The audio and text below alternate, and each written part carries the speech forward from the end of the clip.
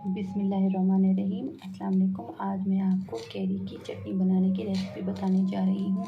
उसके लिए हमें जो जो चीज़ें चाहिए मैंने लिए है 1 अदद कैरी, 1 अदद लिए है मैंने प्याज, 2 अदद लिए है मैंने हरी मिर्चें, नमक लिया है मैंने थोड़ा सा हस्बे जायका और लाल मिर्च पाउडर मैंने बहुत थोड़ा सा लिया।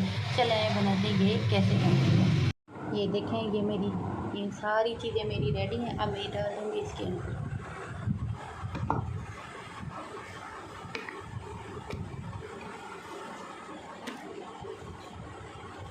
ये सारी चीज़ें प्याज भी, कैरी भी, नमक, मिर्च, ये सारी चीज़ें एक ही बार में डाल देंगे।